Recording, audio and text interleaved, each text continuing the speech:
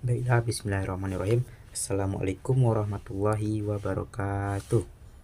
Nah, jadi perkenalkan, nama saya Hanif Maulana dengan NIM 2122508 dari kelas PAI 6I. Nah, jadi di sini saya akan menjelaskan materi terkait 9 Wali Songo. Nah, jadi pembelajaran kita pada hari ini yaitu terkait dengan 9 Wali Songo, yang mana Wali Songo ini ada berjumlah 9 orang. Oke, baik, langsung saja kita masuk ke pembahasannya. Jadi sepanjang sejarah Islam ini di Indonesia, Wali Songo ini dikenal sebagai tokoh-tokoh agama yang memberikan kontribusi besar di dalam penyebaran Islam di tanah Jawa dan juga wilayah sekitarnya. Nah, jadi mereka ini menyebarkan dakwah mereka ke seluruh Jawa dan tetap mengabdi di sana hingga akhir hayatnya. Nah, jadi di dalam bahasa Jawa ini, Wali Songo ini berarti wali yang ke-9, yang menandakan jumlah para wali tersebut berjumlah 9 orang. Nah, namun ada pendapat lain yang mengatakan bahwasanya Songo ini adalah, atau Sanga adalah turunan dari bahasa Arab yang berarti mulia. Nah, jadi setiap Wali Songo ini memiliki pendekatan dakwah yang unik untuk mencapai misinya. Ada yang berkaitan dengan pendidikan, seni, dan juga bahkan tradisi. Nah, jadi strategi Wali Songo ini berhasil membuat masyarakat Jawa secara bertahap menerima ajaran agama Islam dan belajar tentang Islam dari Wali Songo. Nah, banyak dari mereka ini akhirnya memilih untuk mengucapkan 2 kalimat syahadat.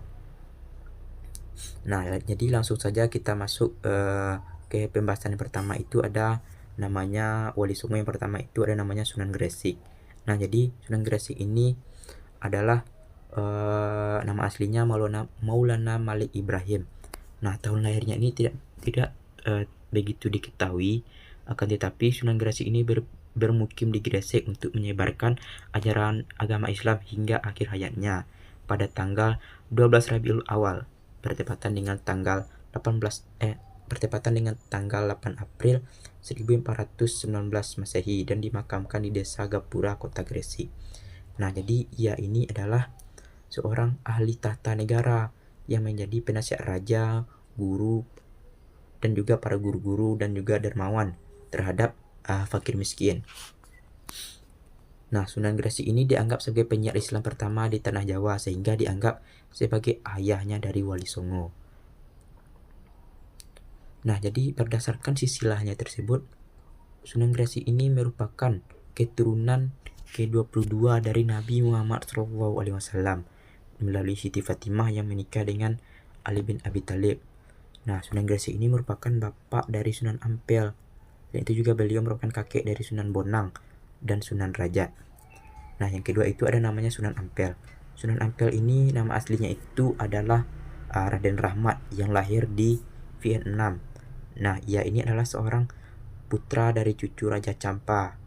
Nah, ayahnya bernama Ibrahim Asamarkandi yang menikah dengan putri Raja Champa yang bernama Dewi Chandrawulan. Nah, jadi Raden Rahmat ini ke tanah Jawa langsung ke Majapahit karena bibinya diperistri Raja Brawijaya. Nah, beliau ini merupakan tokoh yang menyebarkan ajaran Islam di Jawa Timur. Nah, selanjutnya Sunan Ampel ini merupakan Sunan pertama di Demak dan pemimpin asli Wali Songo. Nah, Raden Rahmat berhenti di Tuban. Di tempat itu dia berkenaan dengan 2 tokoh masyarakat. Yang keduanya ini kemudian masuk Islam beserta keluarga-keluarganya. Nah, dengan masuknya Islam, Sunan Ampel ini semakin mudah dalam mendekati masyarakat dan melakukan dakwah Islam sedikit demi sedikit dan juga mengajarkan ketauhidan dan juga ibadah. Nah, yang selanjutnya itu ada namanya Sunan Bonang. Sunan Bonang ini adalah putra dari Sunan Ampel dari istri yang bernama Dewi Chandrawati, dan ia dikenal sebagai ahli ilmu kalam dan juga ilmu tauhid. Nah, Maulana Maghdum Ibrahim ini banyak belajar di Pasai. Kemudian sekembalinya dari Pasai, Maulana Maghdum Ibrahim mendirikan pesantren di daerah Tuban. Nah, santri yang belajar di pesantren tersebut berasal dari seluruh penjuru daerah di tanah air. Nah, Sunan Bonang ini meninggal pada tahun 1525 dan dimakamkan di Tuban, di daerah pesisir utara Jawa yang menjadi dasar perjuangan dakwahnya. Nah, jadi semasa hidupnya beliau ini kerap berdakwah melalui kesenian agar bisa menarik masyarakat Jawa untuk memeluk itu ajaran agama Islam. Nah, selanjutnya itu ada namanya Sunan Derajat. Sunan Derajat ini putra dari Sunan Ampel yang dikenang oleh masyarakat di seluruh tanah air sebagai Sunan Derajat. Dalam misinya untuk menyebarkan agama Islam di Indonesia, ia menggunakan kegiatan sosial sebagai tombaknya. Nah, ia berdakwah di daerah Lamongan. Nah, ia mempelopori penyantunan anak-anak yatim dan orang-orang sakit. Selain itu, Sunan Derajat ini sangat mengedepankan sikap dermawan, kerja keras, dan meningkatkan kesejahteraan rakyat sebagai pengamalan agama Islam. Selanjutnya ada namanya Sunan Kudus. Nah, Sunan Kudus ini lahir pada tanggal 9 September 1400 Masehi. Nah, sebutan Sunan Kudus ini tercipta karena beliau memilih Kudus sebagai tempat berdakwah terlamanya hingga bertahun-tahun, hingga ia merupakan putra dari Raden Usman Haji yang menyebarkan agama Islam di daerah Jawa Tengah. Nah, ia juga dikenal sebagai julukan Wali al-Ilmi karena sangat menguasai ilmu-ilmu agama terutama seperti tafsir, fikih, usul fikih, tauhid, dan juga hadis.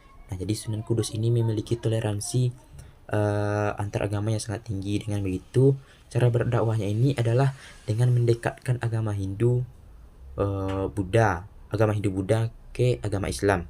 Nah, ia mendapat kepercayaan untuk mengendalikan pemerintahan di daerah Kudus sehingga ia menjadi pemimpin pemerintahan sekaligus pemimpin agama. Nah, selanjutnya itu ada Sunan Giri. Sunan Giri ini bernama asli Raden Ainul Yakin yang merupakan putra dari Syekh Maulana Ishaq atau murid Sunan Ampel yang dikenal juga dengan Raden Paku. Beliau ditugaskan oleh Sunan Ampel untuk menyebarkan agama Islam di Belambangan. Sunan Giri ini pernah belajar di pesantren Ampel Denta, lalu setelah dewasa melakukan perjalanan haji bersama Sunan Bonang. Selanjutnya ada namanya Sunan Kalijaga. Sunan Kalijaga ini mempunyai nama kecil Raden Sahid.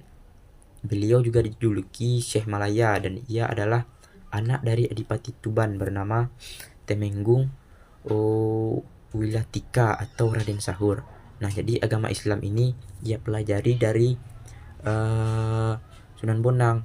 Dari Sunan Bonang lah ia belajar menggunakan kesenian, kebudayaan sebagai alat untuk menyebarkan agama Islam. Selanjutnya ada namanya Sunan Muria.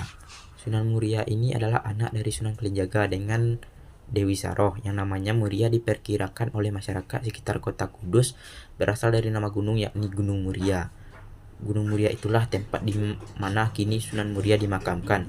Ia dikenal sebagai Sunan Muria karena pusat dakwah dan bermukim beliau di Bukit Muria. Dalam sejarah tidak diketahui secara pasti kematiannya dan menurut perkiraan itu Sunan Muria itu meninggal pada abad ke-16 dan dimakamkan di Bukit Muria Kudus.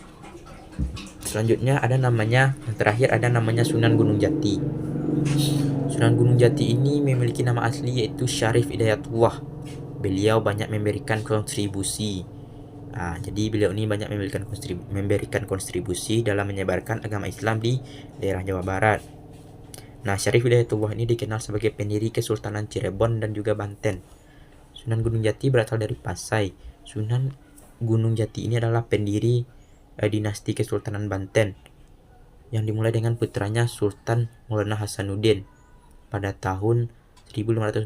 Nah, jadi Sunan Gunung Jati ini menyerang Sunda Kelapa di bawah pimpinan Panglima Perang Kesultanan Demak yang ada di Kesultanan Demak Fathahillah. Nah, jadi mungkin pembelajaran kita mungkin cukup sampai di sini sekiranya, yaitu terkait dengan 9 Wali Songo. yang berhasil menyebarkan agama Islam di sekitaran Pulau Jawa, yang memiliki banyak cara dan berbagai keunikan untuk menyebarkan suatu agama Islam ini agar bisa tersebar di sekitaran di Pulau Jawa dan juga sekitarnya. Nah, jadi mungkin hanya sampai di sini pembelajaran kita pada hari ini. Terkurang dan lebihnya mohon maaf.